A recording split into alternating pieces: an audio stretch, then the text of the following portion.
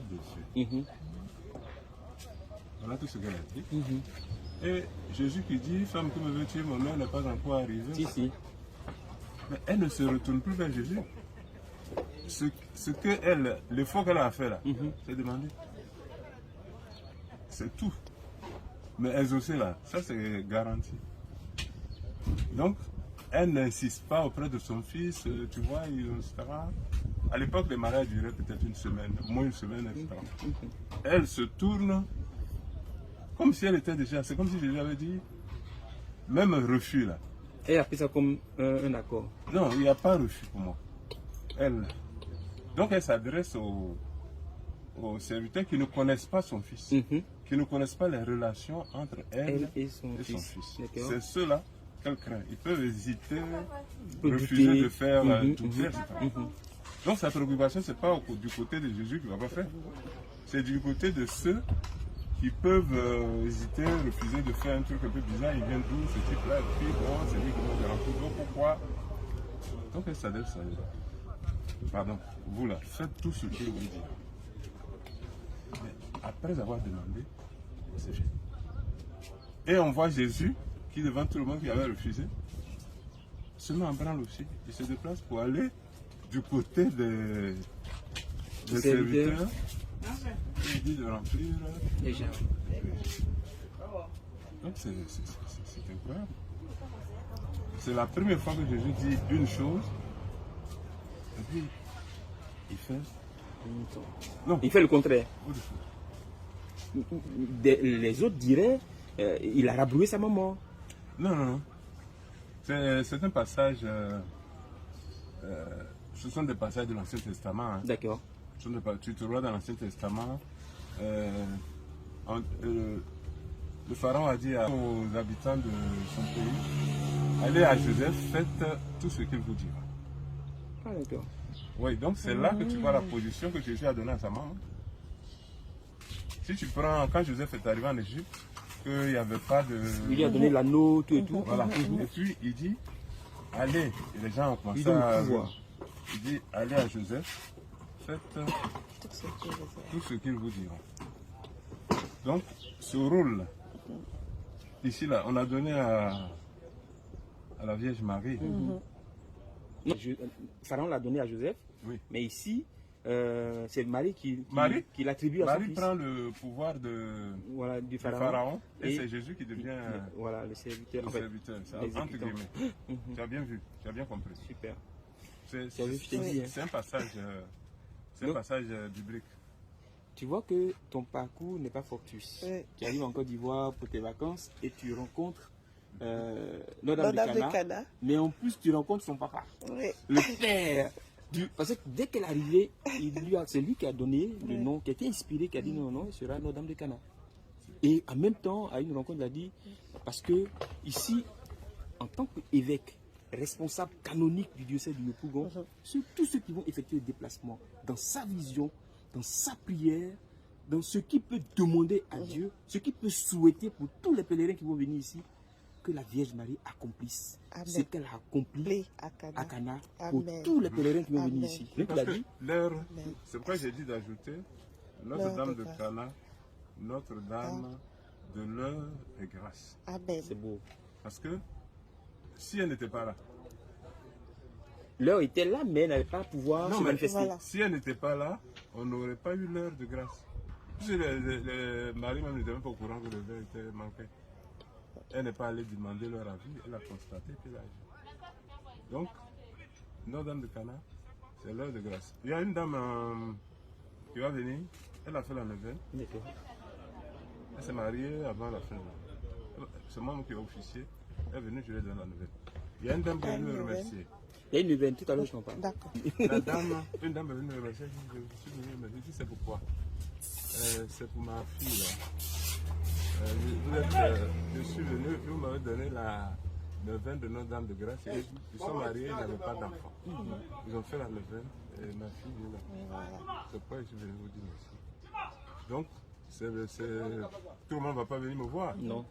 Donc, discrètement, il y a beaucoup de choses qui sont faites parce qu'on a besoin de mettre en valeur cette puissance d'intercession de la Vierge Marie. Tu sais que ça a entraîné beaucoup de débats au niveau des théologiens.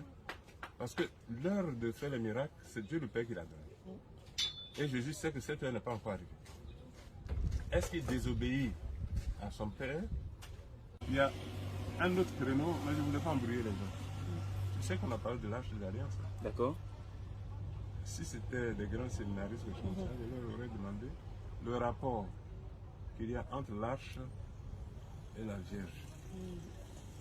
Tu sais que c'est le nom de la Vierge dans l'Ancien Testament? Oui.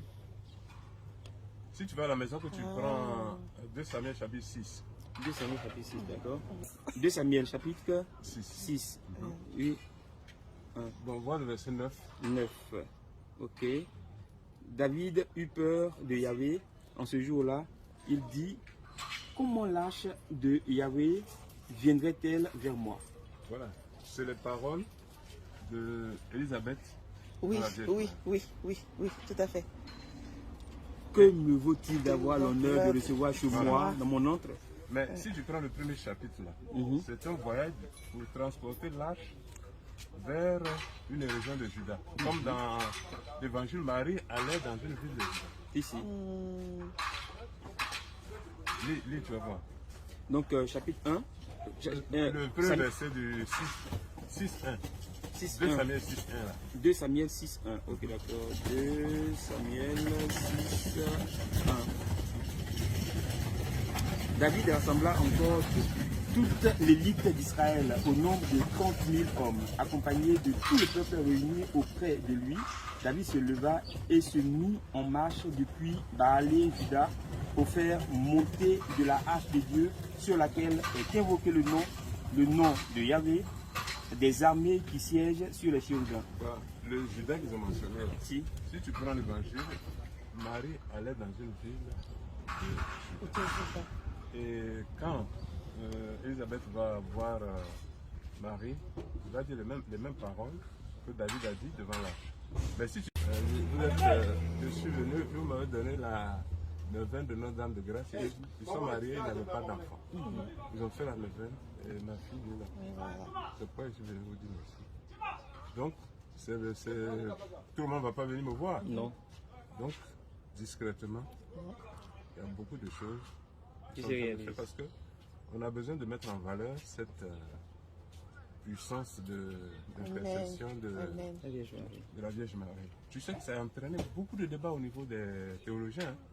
Parce que l'heure de faire les miracles, c'est Dieu le Père qui l'a donné. Et Jésus sait que cette heure n'est pas encore arrivée. Est-ce qu'il désobéit à son Père pour obéir à sa mère? Ça, ce n'est pas des choses qu'on va développer ici. Puisque tu dis, mon heure n'est pas encore arrivée. C'est-à-dire, l'heure que le Père lui a donné pour faire les miracles, ce n'est pas encore arrivé. Et pourtant, pourquoi il fait les miracles? Est-ce qu'en faisant le miracle, il ne désobéit pas à son Père? Non. Saint-Augustin dit non. Le Père a dû dire à Jésus, tout ce que cette femme va te demander là, il faut le faire. C'est pas vrai. Donc, si il dit, l'heure n'est pas encore arrivée, c'est pour honorer sa mère, puisque il sait par ailleurs que son Père lui a dit, tout ce que cette femme dira de faire, il faut le faire. Donc en le faisant, tu comprends, non? Il ne désobéit pas à Dieu. Autrement, on s'en sort. Si. Il ne peut pas désobéir au Père pour faire la volonté de sa mère. S'il fait la volonté de sa mère alors que ça ne correspond pas au Père, c'est quelque part le Père a Dieu lui dit, c'est comme pour les pierres là. Tout ce que vous délirez sur la terre, bon, c'est va délier. Donc voilà un peu des débats qu'on ne peut pas mener à l'homélie. Non, c'est extraordinaire. Je vous vraiment merci pour je suis Marie Victoire de Cana. Sans blague. Ah oui. Et je fais le chapelet chaque jour sur Facebook avec le peuple de Dieu de tous les pays du monde. Et ça m'a été inspiré par ma maman. Et donc vraiment, quand il m'a parlé de l'inauguration, moi j'ai sauté, j'ai dit non, mais là, c'est comme si c'était prédestiné, donc je viens. 3 mois chez dedans. Après 9 là, il faut voir ce ici. D'accord.